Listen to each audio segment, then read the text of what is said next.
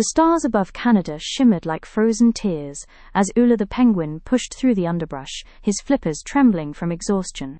His journey from the Alaskan Zoo had been long and dangerous, driven by one mission: find Jimmy and Joanna and tell them their brother Quincy was alive and that Ice City was real. But when he reached the forest Quincy had described with such warmth, Ula froze.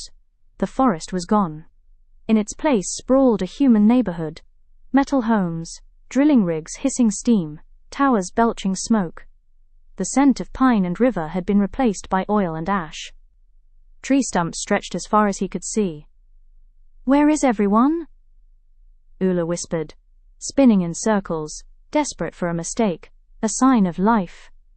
But the silence was absolute. A rustle made him jump. From the shadows stepped a small striped skunk. "Easy there, Tuxedo," the skunk said. "You look like you've seen a ghost." "I was looking for a forest," Ula replied softly. "A family, a home." The skunk sighed. "Then you're too late." His name was Sid, a wanderer who had seen everything fall apart. "The humans came with machines," Sid explained. "They tore it all down, drilled the earth, built their homes on our graves. Animals that resisted were captured. The rest scattered. Hunted." Ula's heart sank.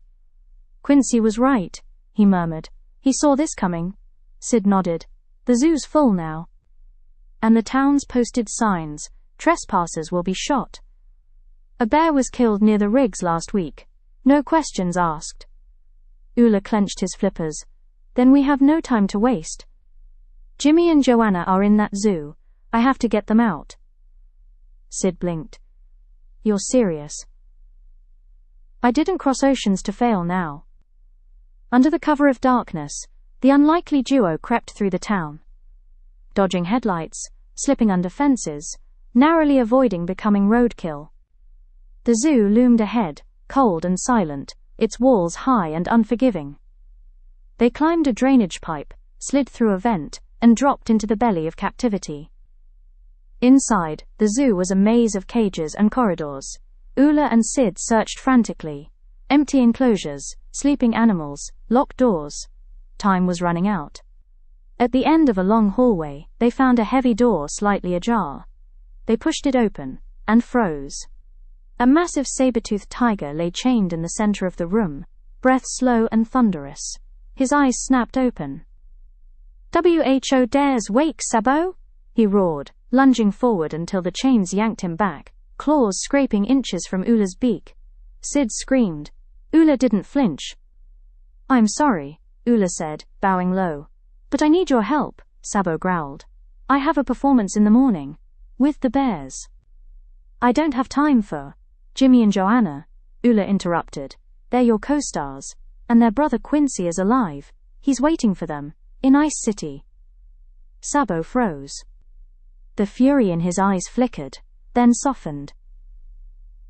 "You're serious?" Ula nodded.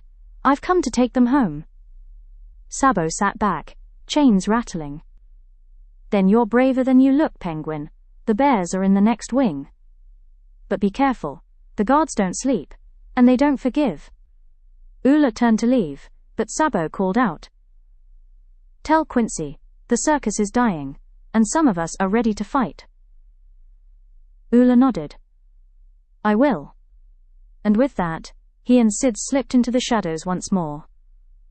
Toward the next door, the next danger, the next heartbeat of hope.